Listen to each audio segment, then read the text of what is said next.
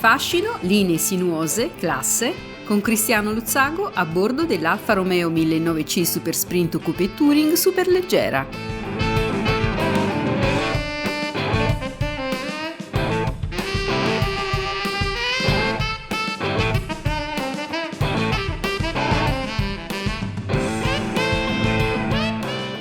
Amici appassionati di automobili da collezione,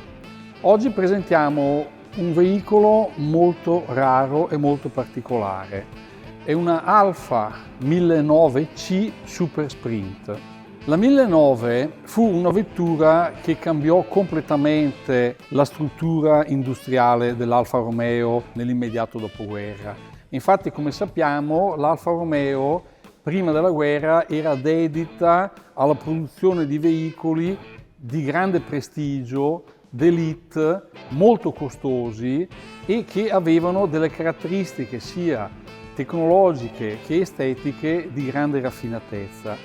Naturalmente nel dopoguerra tutto cambia e dovendo affacciarsi a nuovi mercati si rende necessaria un'operazione industriale completamente diversa. Per questo motivo nasce la 1009, che è la prima vettura a carrozzeria portante che l'Alfa Romeo produce in grande serie e che sarà quella che darà l'inizio alla vera storia industriale di volumi cospicui dell'Alfa Romeo sul mercato automobilistico. La 1009 però veniva anche fornita, come era nell'usanza precedente alla guerra, di dare ai carrozzieri delle vetture che potessero essere disegnate ad hoc per ogni singolo cliente, forniva ancora i pianali. Su questi pianali la carrozzeria Touring, che era la detentrice del brevetto superleggera, un brevetto che consisteva in vetture particolarmente leggere perché costruite su una struttura di acciaio completamente rivestita in alluminio, e la carrozzeria Touring produsse due serie di 1009. La prima serie e la seconda serie, che è quella che presentiamo oggi. La prima serie aveva ancora molti connotati stilistici delle Alfa Romeo anteguerra, quindi determinati canoni che possiamo trovare anche nella Villa d'Este, per esempio. E fra le due vetture c'è veramente un gran dispartiacque, perché al di là di essere completamente diverse stilisticamente, perché nell'epoca della seconda serie il family feeling del muso e della linea è già quella che va a riprendere le linee della Giulietta Sprint. Infatti questa vettura veniva denominata, per identificarla più facilmente dal modello precedente, la Giuliettona, pur non avendo niente a che fare ovviamente con la Giulietta né a livello motoristico né a livello telaistico e di carrozzeria.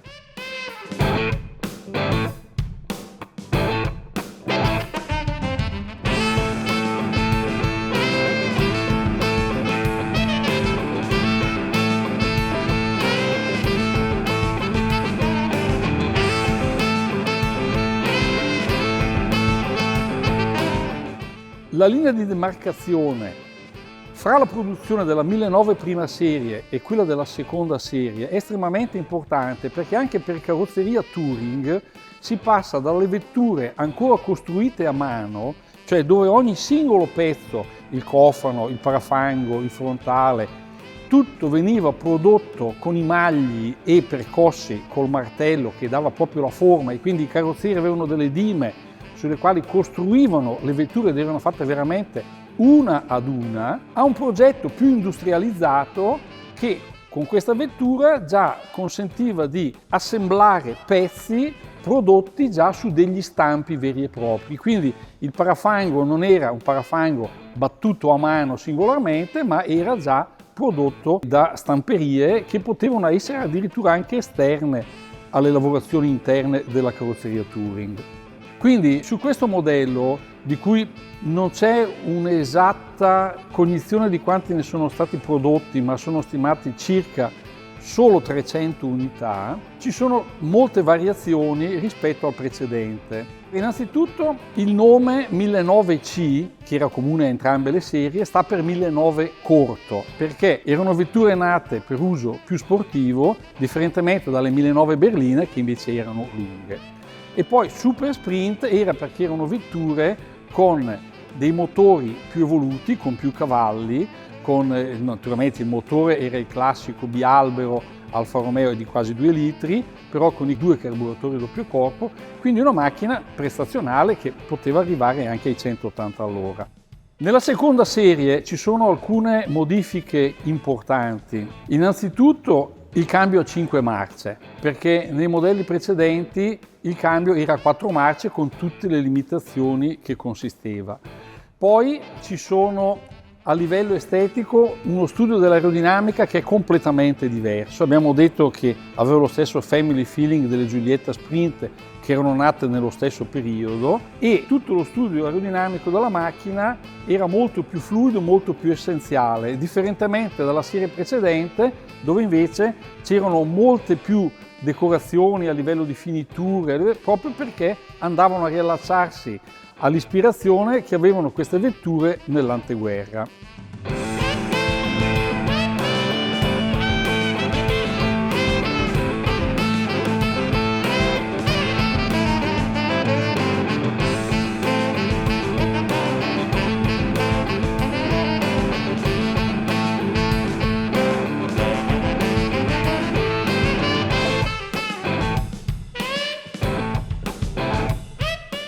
Come abbiamo detto, questa vettura era prodotta dalla carrozzeria Touring ed è interessante vedere sul cofano anteriore, su entrambi i lati, la presenza di 2 stemmi. Il marchietto Touring, che indica che la vettura è stata proprio costruita negli stabilimenti della carrozzeria Touring, e il marchio Superleggera, che indica che questa vettura è prodotta con il brevetto Superleggera. Ci sono altre vetture di cui abbiamo parlato in passato in altri documentari che possono fregiarsi viceversa solo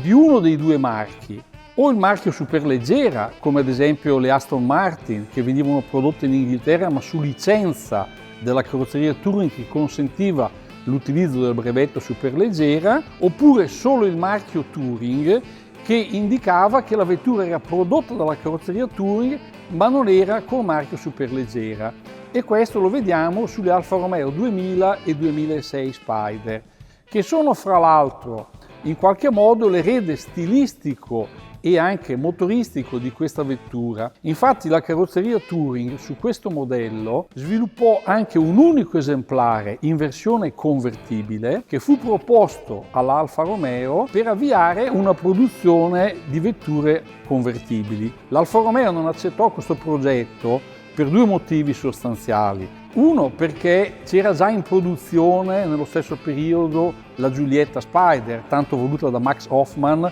che era l'importatore per gli Stati Uniti, e perché subito dopo proprio l'Alfa Romeo affiderà alla carrozzeria Touring la produzione delle Spider 2000, che inizialmente avrebbero dovuto essere anche loro col brevetto Superleggera, ma per questione di costi furono prodotte tutte in acciaio e di conseguenza poterono fregiarsi soltanto del marchio Touring, come abbiamo detto. Questo esemplare è un esemplare molto importante perché oltre a essere una delle circa 300 vetture prodotte, quindi estremamente rare, è una vettura che ha avuto molti successi sportivi, ha partecipato anche alla 1000 miglia e quindi è veramente uno dei pezzi più ambiti nella produzione Alfa Romeo per tutti i collezionisti che amano vetture in grado di poter competere quanto alla 1000 miglia